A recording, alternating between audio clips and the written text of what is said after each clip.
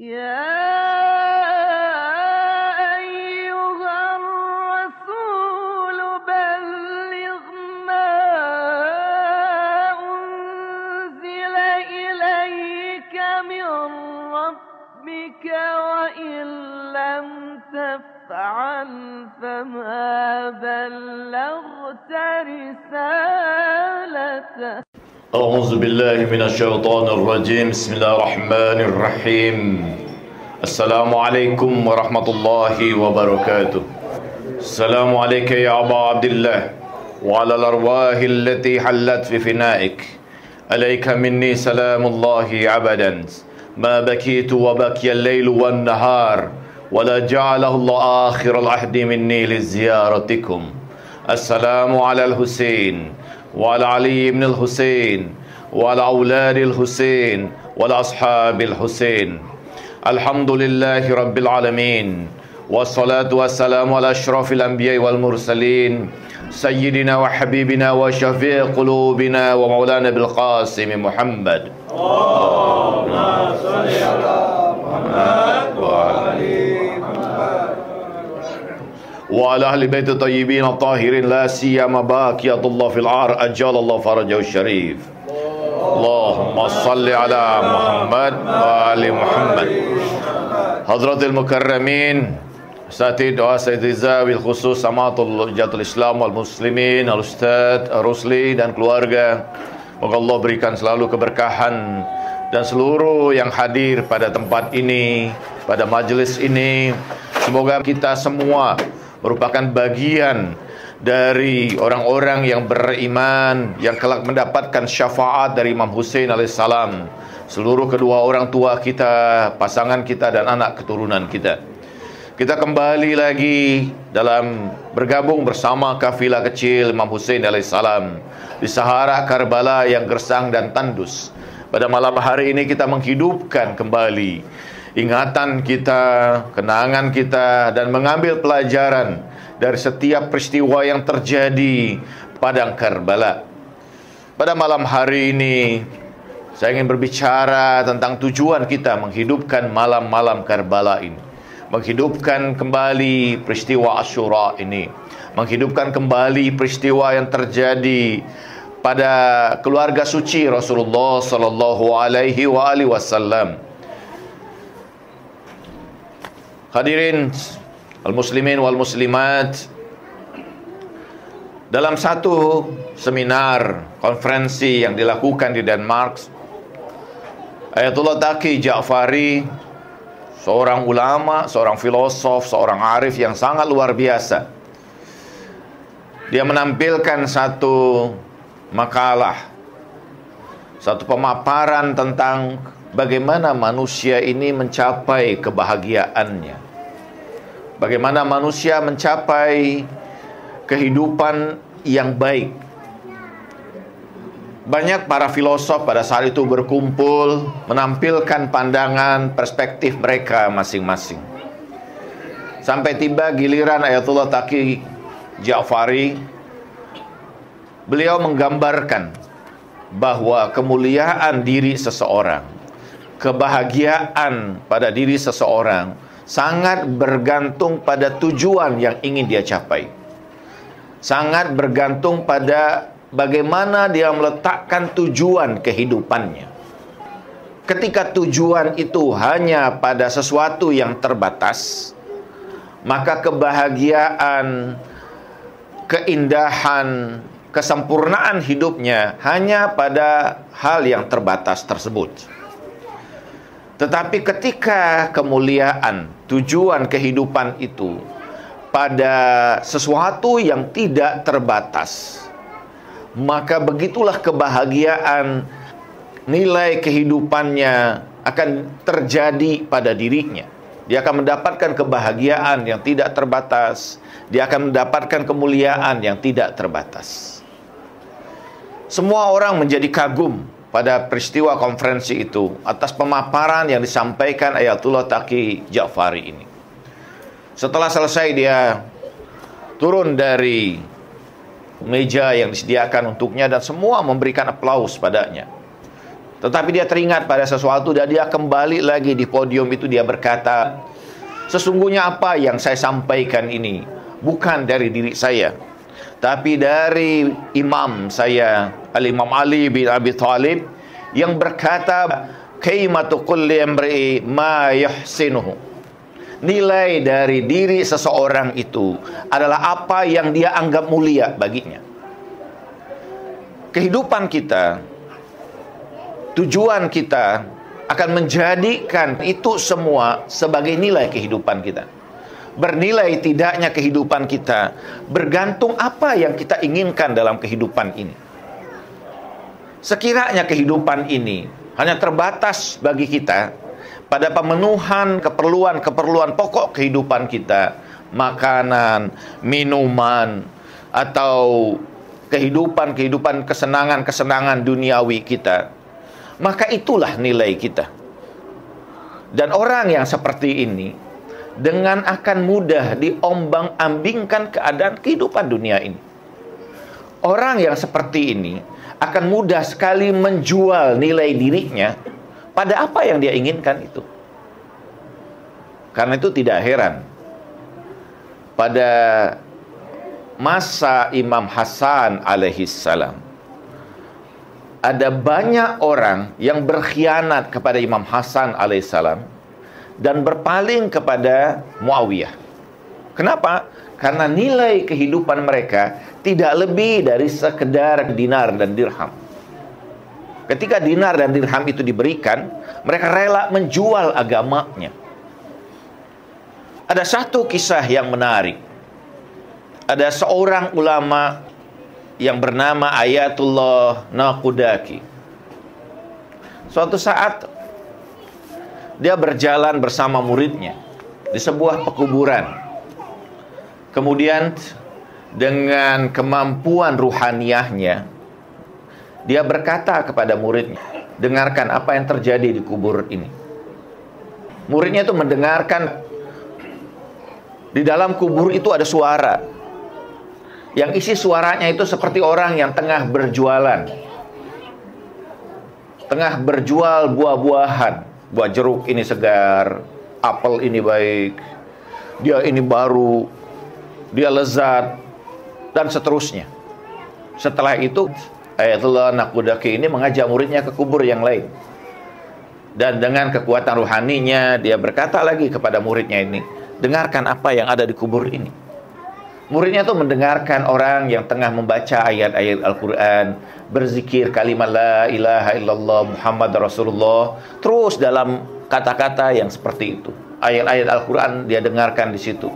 Sehingga muridnya ini bertanya pada Ayatullah Naqudaki ini, apa yang terjadi di alam kubur ini? Apakah di situ ada pasar atau seperti apa? Ayatullah Naqudaki berkata, sesungguhnya apa yang kau dengarkan itu, itulah keadaan mereka. Dan keadaan mereka itu terjadi karena apa yang mereka pikirkan, apa yang menjadi hakikat kehidupan mereka di dunia. Mereka yang engkau dengarkan yang pertama itu, dia tidak lebih pada kehidupan di dunia ini, hanya memikirkan perniagaan dia tentang buah-buahan itu saja. Hanya berpikir tentang keuntungan, bagaimana menjual itu dan mendapatkan keuntungan. Dia tidak berpikir tentang sesuatu yang lebih baik dari itu.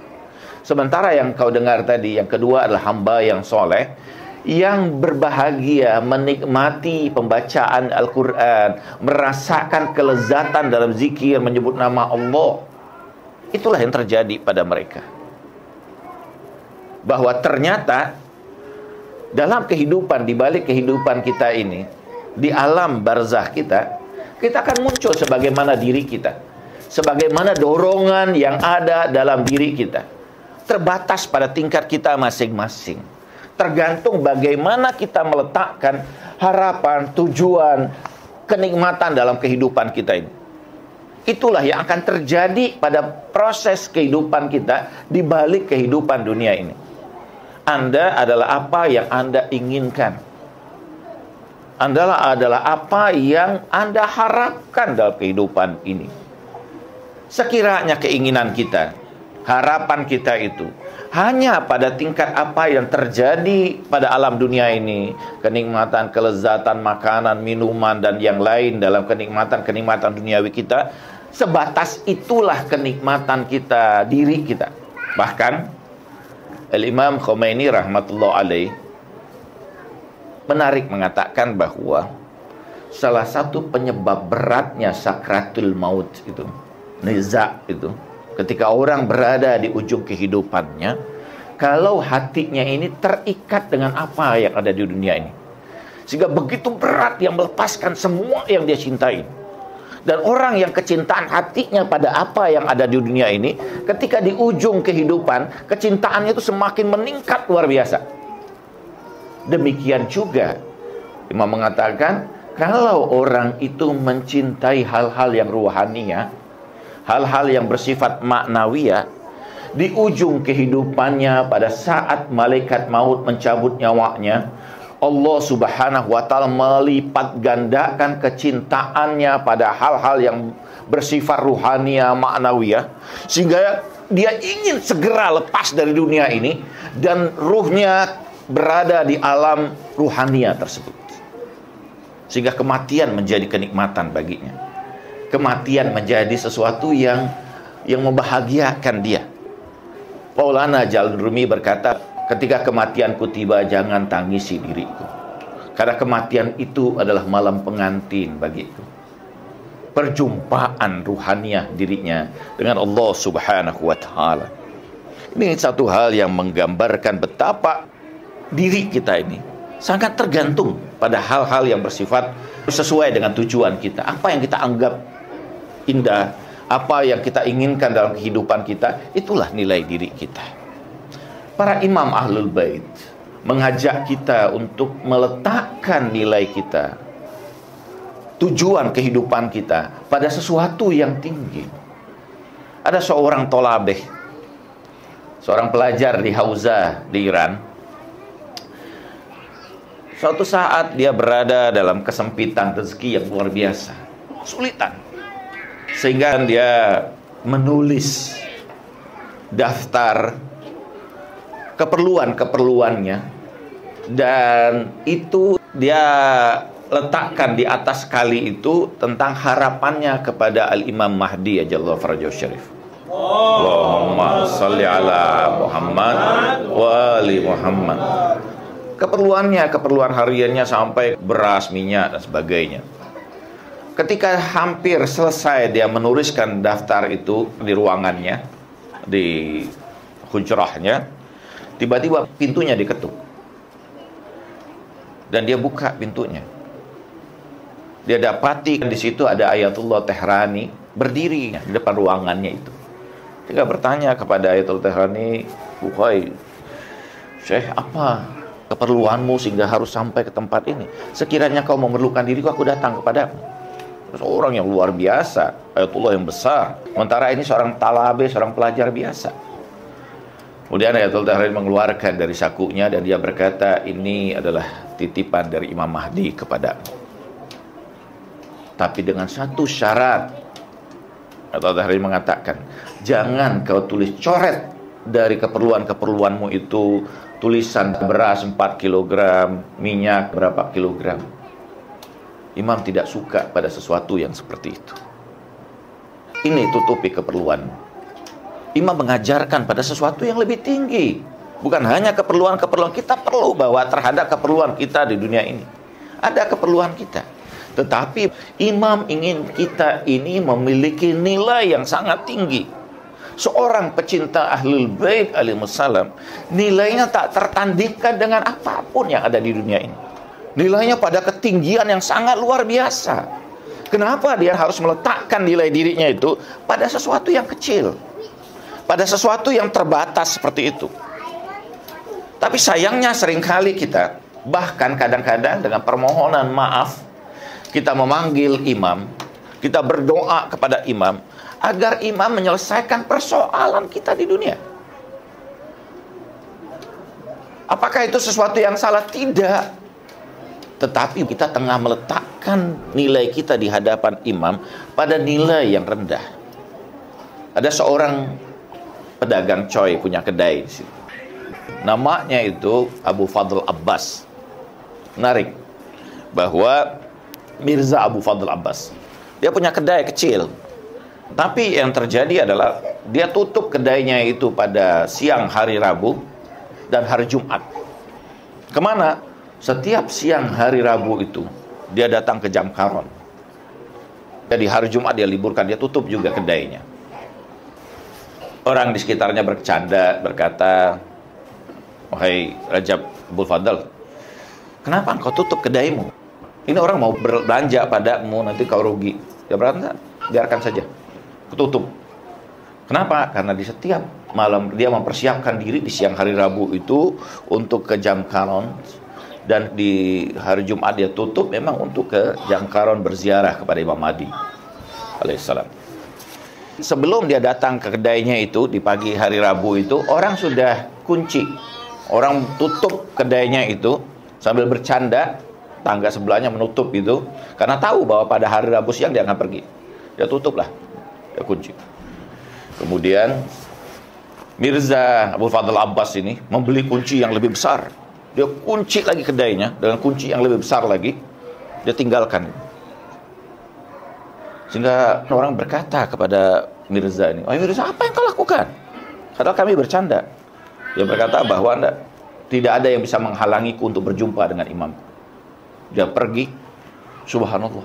Pada malam Rabu itu setelah dia membaca tawassul, tiba-tiba dia lihat seorang syahid yang muda datang kepadanya, memegang bahunya. Dan syahid itu berkata, "Terima kasih, engkau telah mendahulukanku dari apapun yang kau miliki. Sungguh aku akan bersamamu dalam ziarahmu." Lalu berkata, "Siapa engkau?" Syahid itu berkata, "Akulah imam." Dengan luar biasa dia bergetar hatinya, dan dia berkata, "Ya imam, kenapa engkau harus menemui diriku? Ada banyak hal yang lebih penting dari diriku." Imam berkata, "Tidak. Mereka yang berziarah semua ini datang kepadaku, tapi mengharapkanku untuk menyelesaikan persoalan mereka. Sementara engkau meninggalkan persoalanmu untuk diriku." Ini yang membedakan seseorang. Dia orang biasa, tapi ketika dirinya dia persembahkan untuk imamnya, imam mendatangi dirinya. Kita sering kali datang kepada imam agar imam menyelesaikan persoalan kita. Ini menjadi niat yang penting ketika kita hendak arba'in nantinya. Jangan sekedar kita datang berziarah, ada harapan, ada satu hal yang baik. Tapi hal yang paling penting yang menggerakkan kita untuk berziarah itu adalah kecintaan kita kepada imam. Adalah ketundukan dan ketaatan kita kepada imam. Adalah harapan kita bahwa kita bisa bergabung dengan kafilah imam ini.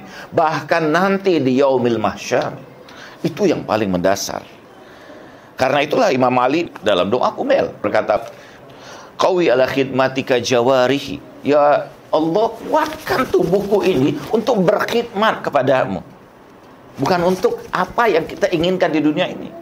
Kita berdoa agar ketika sakit kita berdoa disembuhkan. Tapi bukan sekedar untuk mengumpulkan harta, mendapatkan kekayaan kembali pada bisnis kita. Tapi kita berdoa bahwa Allah sembuhkan kita sehingga kita bisa beribadah lebih baik. Sehingga kita bisa berbuat untuk ahlul bait lebih baik, lebih luar biasa. Kita bisa bekerja lebih keras, mendapatkan keuntungan yang lebih banyak untuk perkhidmatan kita kepada para imam. Ini yang luar biasa. Ini yang membedakan, diajarkan apa yang diajarkan oleh para imam kita. Bahkan Imam Ali mengatakan, "Fa innal atiyah ala qadarniyah." Pemberian yang diberikan oleh kami ini kepada setiap pecinta kami sesuai dengan kadar kecintaan mereka kepada kami. Semakin kita mencintai para imam, semakin luar biasa. Kita saksikan bagaimana pada peristiwa Karbala itu para pecinta Imam Hussein alaihissalam, mereka tidak pernah melepaskan diri dari Imam Hussein. Bahkan mereka ingin menepis kesedihan Imam Hussein dengan mengorbankan dirinya. Salah seorang sahabat Imam Hussein, Said Abdullah Al-Hanafi, itu selalu mendampingi Imam Hussein dimanapun Imam Hussein berada. Dia tidak rela. Bahkan ketika Imam Hussein alaihissalam melaksanakan sholat, sebagian menahan diri mereka agar panah-panah itu tidak belai tubuh Imam Hussein. Burair bin Khudair dalam sebagian riwayat digambarkan Ketika imam sedang sholat, dia menahan seluruh panah-panah itu dengan tubuhnya, agar panah-panah itu tidak sampai melukai atau mengganggu sholat Imam Husain alaihissalam. Dia korbankan dirinya. Ini satu hal yang luar biasa, satu hal yang sangat menunjukkan betapa nilai kehidupan mereka ini sangat tinggi, karena mereka meletakkan nilai mereka pada imam mereka. Suatu saat ada hal yang menarik. Dalam riwayat dikatakan, ada satu saat di mana surga itu melakukan syikayah, melakukan keberatan, bertanya kepada Allah. Kenapa? Ada sebagian orang yang tidak peduli dengan surga. Mereka berkumpul bersama Imam Husain alaihissalam dan tidak mempedulikan yang lain. Dalam riwayat dikatakan bahwa surga itu mendatangi Allah dan bertanya pada Allah, ya Allah, ini orang, dia tidak mempedulikan diri kepada seluruh, Engkau telah ciptakan aku dengan segala kenikmatan. Fahyuna wa yasyuruna hadisa. Dia berkumpul dan berbicara, berada bersama dengan Imam Husain alaihissalam, dan kemanapun Imam Husain di surga itu, mereka mengikutinya tanpa peduli dengan surga sedikit pun. Kenapa? Karena kecintaan mereka pada imam mereka, pada Imam Husain alaihissalam. Ada hal yang menarik di dalam Al-Quran. Ada seorang marja di Najaf, yaitu Ayatullah Bashir Najafi. Dia membaca Al-Quran sampai pada surah Az-Zumar ayat ke-71. Ketika Allah subhanahu wa ta'ala berfirman, wasiqal lazina kafaru ila jahannam zumara. Dan malaikat itu mendorong orang-orang kafir itu dengan rombongan. Para malaikat mendorong mereka, mendesak mereka dengan rombongan mereka, orang-orang kafir itu, untuk masuk ke dalam neraka. Itulah Najafi berkata, ini hal yang wajar. Kenapa? Karena tentu semua orang tidak mau masuk neraka, sehingga harus didorong, harus didesak oleh para malaikat sehingga mereka masuk ke dalam neraka itu. Tapi yang menarik, kata Ayatullah Najafi, saya bingung dengan ayat ke-73 dari surah Az-Zumar ini. Kenapa? Karena di dalam ayat itu Allah subhanahu wa ta'ala berfirman, wasiqal lazina taqaw rabbahum ila jannatiz zumara. Malaikat mendesak, mendorong orang-orang yang bertakwa itu kepada Tuhan mereka untuk masuk ke dalam surga dengan rombongan-rombongan mereka. Ini menarik, kata Ayatullah Najafi. Kenapa? Ini surga yang memberikan kenikmatan yang luar biasa, yang diinginkan oleh setiap hamba ini. Tapi orang-orang ini dipaksa untuk masuk surga. Dia tidak rela untuk masuk surga itu, sehingga dipaksa, didorong luar biasa untuk masuk ke dalam surga itu. Ini menjadi pertanyaan saya, kata Ayatullah An-Najafi ini. Apa mungkin manusia ini tidak menginginkan kenikmatan surgawi ini, sehingga harus dipaksa oleh para malaikat untuk masuk ke dalam surga? Satu hal yang menarik. Tapi ada hal yang menarik lainnya, bahwa ada seorang ulama irfani, yaitu Syekh Makarim Tehrani. Dia punya hubungan yang khusus dengan Al-Imam Mahdi Ajalla Farajahu Syarif. Allahumma salli ala Muhammad wa ali Muhammad. Ada banyak sebenarnya ulama-ulama kita yang memiliki hubungan dengan imam secara khusus. Kalau kita ke Qum, di situ ada Maktabah Ayatullah Mar'ashi Najafi. Itu digambarkan bagaimana kedekatan hubungan dia dengan imam Sahibul Asri waz Zaman. Luar biasa, memiliki kedekatan yang khusus. Karena apa? Karena ruhani mereka luar biasa. Memang yang problem itu sebenarnya dalam kegaiban imam itu bukan imam, tapi diri kita. Kalau kita membuka batin kita, membuka hati kita, batin kita ini jernih, kita mampu menyaksikan cahaya itu. Kenapa kita tidak mampu menyaksikan cahaya yang luar biasa itu? Karena batin kita. Jadi kegaiban yang ada itu bukan karena imam itu menghilang, tidak. Itulah Ibrahim Amini termasuk dalam kelompok ini yang menyatakan kegaiban imam itu diakibatkan karena ketidaksadaran kita pada imam itu sendiri. Kembali pada Syekh Makarim Tehrani ini, karena kedekatan yang khusus, karena keluar biasaannya, imam menampilkan, menghadirkan atau membuka tirai surga itu Dan Imam berkata kepada Syekh Makarim Tehrani ini, berkata bahwa lihatlah apa yang kau saksikan saat ini. Imam Makarim berkata bahwa suatu tempat yang indah. Tidak akan kau saksikan ada tempat yang sangat luar biasa. Betul. Itulah surga bagimu. Syekh Makarim bertanya, ya Imam, apakah engkau ada di tempat itu? Imam berkata, tidak. Imam tentu tempatnya jauh lebih tinggi, tempat yang lebih luar biasa, tempat yang sangat mulia. Imam berkata, tidak. Ketua Makarim berkata bahwa aku tidak perlu pada itu, karena surgaku tidak lain adalah dirimu. Ini hal luar biasa. Surga bagi para pecinta Imam Hussein itu Imam Hussein. Surga bagi kita itu di mana kecintaan kita. Kalau seorang itu mendapatkan surga pada sesuatu yang dia cintai, maka apapun di selain itu menjadi tidak bermakna baginya, tidak bernilai. Kalau kita mencintai keluarga kita, bersama keluarga lah surga itu terjadi. Tapi kalau kita meletakkan kecintaan kita pada sesuatu yang sangat tinggi, pada para imam, terutama pada imam zaman kita, kalau para sahabat di Karbala, syuhada di Karbala, karena itu adalah imam zamannya. Imam Hussein adalah imam zaman mereka. Sementara kita, imam zaman kita adalah Imam Al-Mahdi Ajalul Farjahus Syarif. Allahumma salli ala Muhammad wa ali Muhammad. Pengorbanan kita kepada imam kita saat ini, ketika kita mengenangi peristiwa Karbala, dalam tujuan untuk agar kita ini memiliki relasi dengan imam kita saat ini, dan bagaimana kita membuat relasi itu terjadi antara diri kita dengan imam. Kalau kita menyaksikan pengorbanan itu, seharusnya seperti itulah pengorbanan kita kepada imam zaman kita ini. Jangan berpikir bahwa imam zaman itu tidak ada. Ada, hadir. Kita bukan hanya mengenang Imam Hussein seakan-akan Imam Hussein ada di hadapan kita, tapi yang ada di hadapan kita adalah imam zaman kita. Imam mengatakan dalam satu riwayat, tidak ada satu majelis pun yang mengenang kakekku Al-Husain kecuali aku berada di sana. Kita tidak pernah tahu.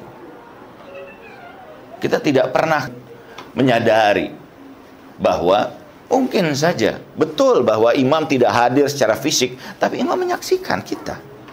Tahu bahwa tempat ini tempat majelis yang menghidupkan Imam Hussein alaihissalam, dalam tujuan untuk menanamkan kecintaan kita, ketundukan kita, pengorbanan kita kepada imam zaman kita.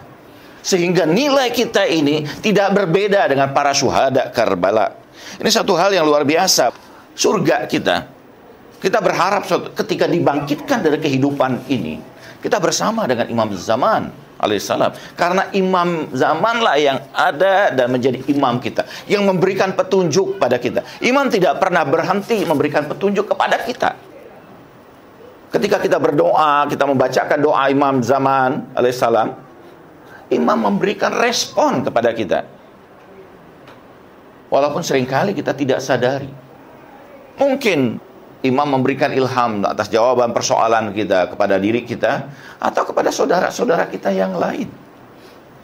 Seringkali saudara kita mungkin tidak sadar ketika dia memberikan pernyataan tertentu, memberikan perkataan tertentu, memberikan nasihat kepada kita, pada hakikatnya nasihat itu berasal dari Imam Zaman alaihissalam melalui saudara-saudara kita itu. Bukankah dalam hadis Rasulullah mengatakan, ittaqu firasatul mu'min fa innahu yanzuru binurillah. Hati-hati terhadap firasat orang beriman itu. Kenapa? Karena mereka menyaksikan dengan cahaya Allah. Bisa jadi saudara kita yang biasa saja kita anggap, tapi imam ilhamkan jawaban atas persoalan yang kita hadapi. Kita berdoa, melaluinya imam memberikan jawaban atas kita. Jangan pernah dalam pikiran kita, ini nasihat bukan dari nasihat saya, tapi dari nasihat seorang ulama yang mengatakan jangan pernah terpikir sedikit pun bahwa imam tidak mengetahui keadaan kita. Jangan pernah berpikir bahwa ketika kita menulis surat untuk imam, di jamkaran kita masukkan, imam tidak menjawab. Imam menjawab. Walaupun jawaban itu bisa muncul dari saudara-saudara kita, dari orang-orang yang ada di sekitar kita. Karena itu, dalam doa ziarah Asyura, di situ dijelaskan tujuan utama kita. Apa tujuan utama itu? Dalam bait di antara doa ziarah itu ada dua hal. fas'aluhul ladzi an akramaka maqamak wa akramani bika ayyarzuqani talabatsarika ma imam mansur min ahlil bait Muhammad sallallahu alaihi wasallam. Allahumma salli ala Muhammad wa ali Muhammad. Maka aku memohon atas dirinya yang memuliakan kedudukanmu dan memuliakanku, agar dirinya memberikan rezeki bagiku, memberikan kemudian anugerah kepadaku untuk bergabung dalam saurah, dalam penegakan revolusi Imam Mahdi dari keluarga suci Muhammad sallallahu alaihi wasallam. Ini yang pertama.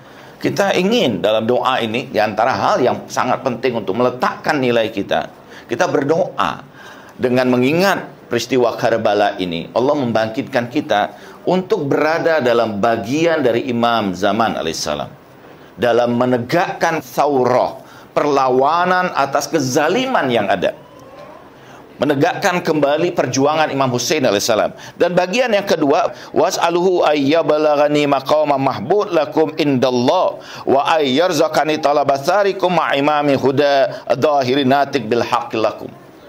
Aku memohon agar aku disampaikan pada kedudukan yang terpuji pada sisimu dan sisi Allah, agar Allah subhanahu wa ta'ala menagerahkan kepada aku untuk bersama imam menuntut kembali perjuangan dalam menegakkan perjuanganmu bersama dengan Imam Mahdi ajallahu farajahu syarif yang zahir natik dengan kebenaran atas dirimu. Ini dua permohonan, dua tujuan yang ditegaskan dalam doa ziarah Asyura itu, agar kita ini ketika kita menghidupkan malam-malam Karbala ini, kita meletakkan nilai kita untuk berada bersama dengan Imam Zaman alaihissalam. Ini wazifah kita, ini taklif kita, ini kewajiban kita. Bukan hanya mengenang satu peristiwa yang sudah terjadi pada masa yang lalu, tapi bagaimana peristiwa itu mendudukkan kita di sisi Imam alaihissalam. Imam Zaman selalu berada bersama dengan kita. Tapi persoalan yang terjadi, bagaimana kita membangun relasi kita dengan Imam. Ini yang akan meletakkan nilai kita. Ini yang akan meletakkan diri kita. Ini yang akan meletakkan kedudukan kita nanti setelah kehidupan kita ini. Dan percayalah, dalam satu riwayat dikatakan, dan riwayat ini berasal dari Imam Zaman alaihissalam, katakan pada satu kitab yang bernama Maqam Mahmud, kedudukan yang terpuji. Di situ Imam berkata, barang siapa yang menghidupkan urusan kami, maka aku akan hadir ketika dia dicabut nyawanya oleh para malaikat, dan aku akan menjamin kedudukannya setelah kehidupan ini. Ini satu hal yang luar biasa. Imam Al-Mahdi berjanji setiap para pecinta Ahlul Bait alaihissalam akan disambut oleh para imam, diarak bagaikan pengantin. Saya ingin mengisahkan satu kisah ini sebagai penutup bagian dari apa yang saya ingin sampaikan. Ada satu peristiwa yang menarik.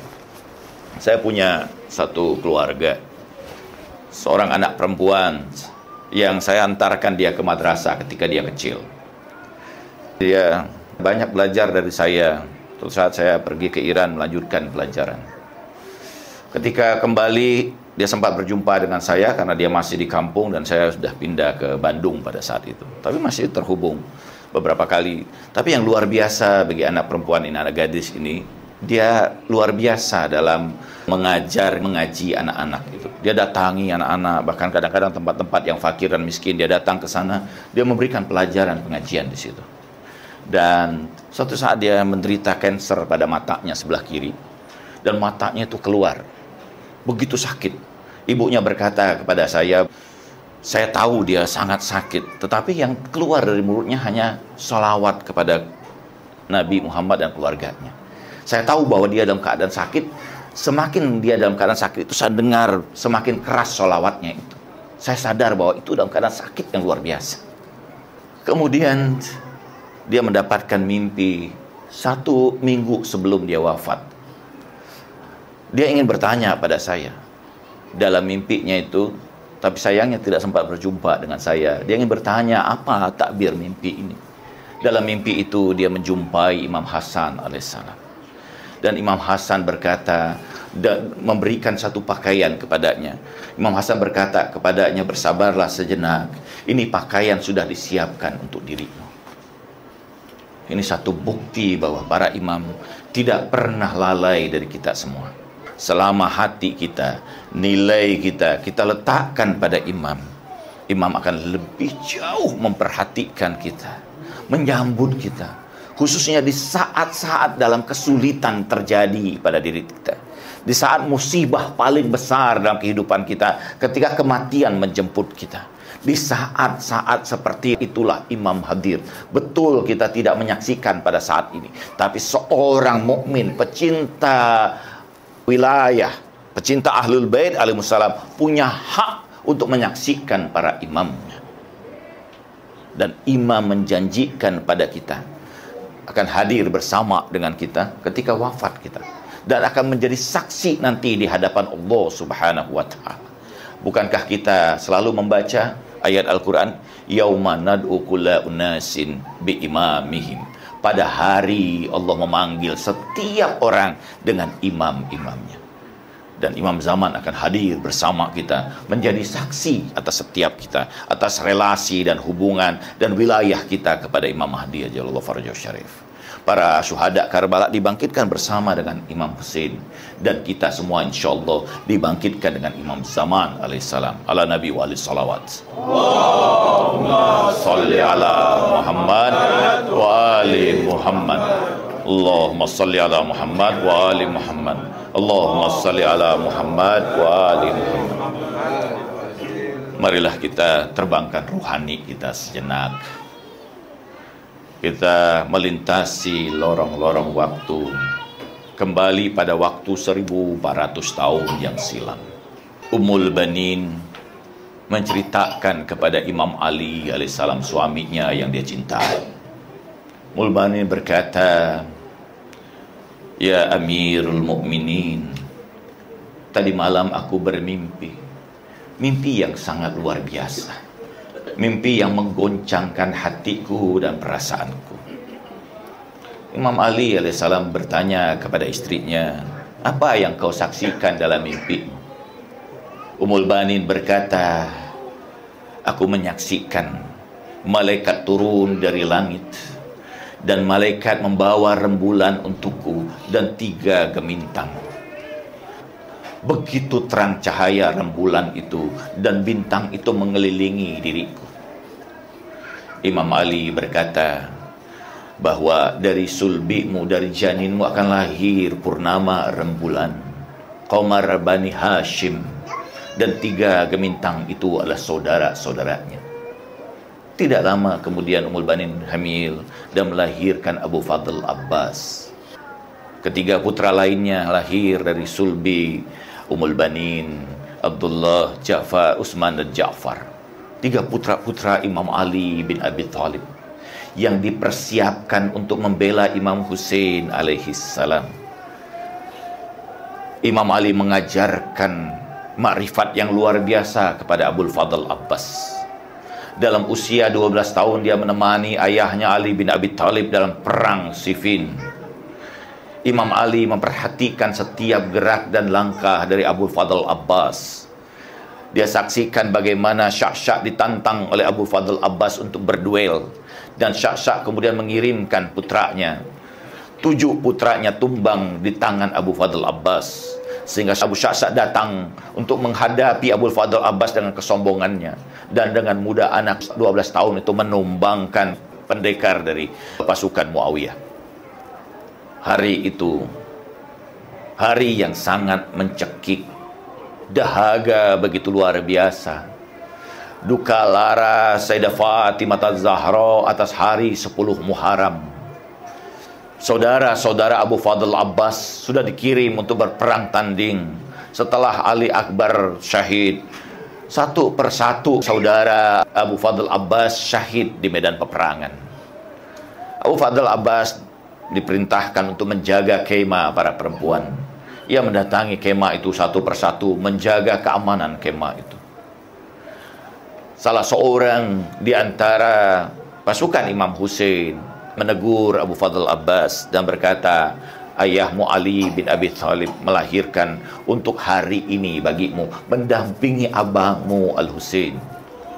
Abu Fadl Abbas berkata kepada orang yang berkata itu, jangan ragukan sedikit pun perkasaanku dalam membela abangku, dan aku tunjukkan keperkasaan yang tidak akan pernah disaksikan dunia pada hari ini.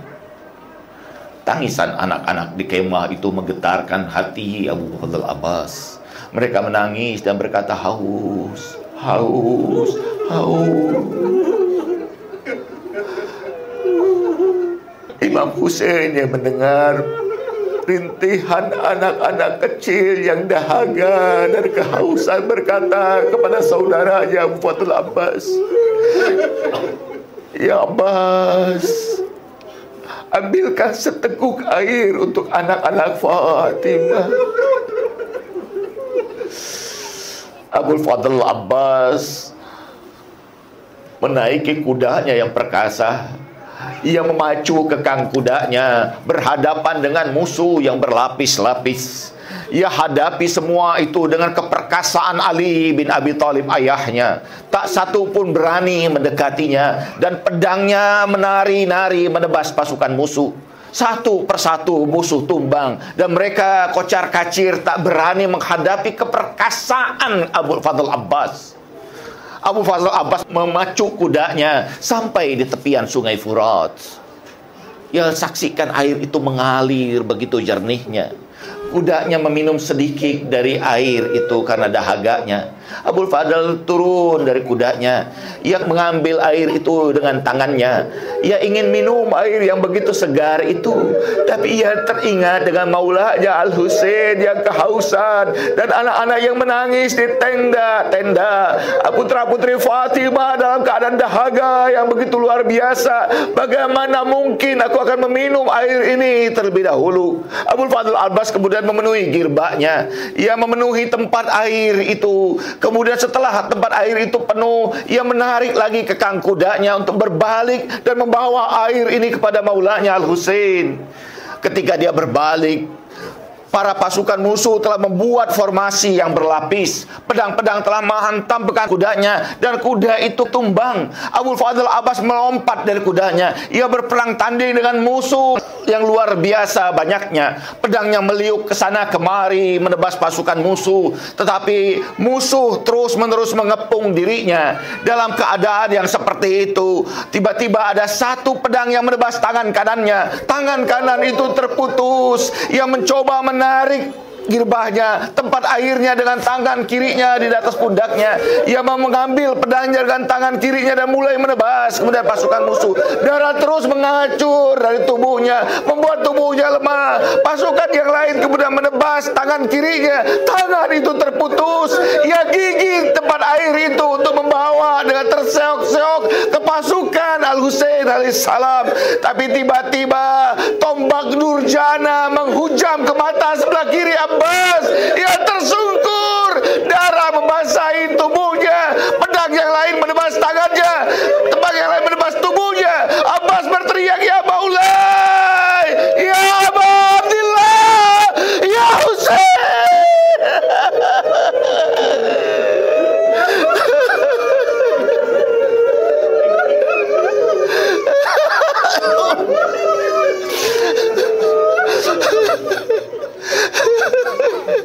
Ya Husain,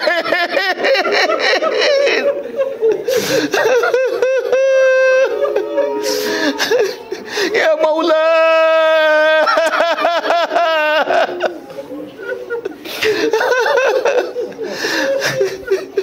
Imam Husain memacu kudanya menyaksikan Abbasnya dalam keadaan seperti itu.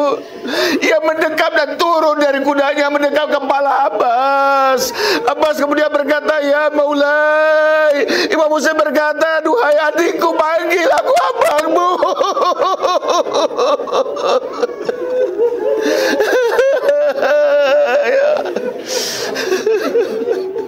Ya Husain, ya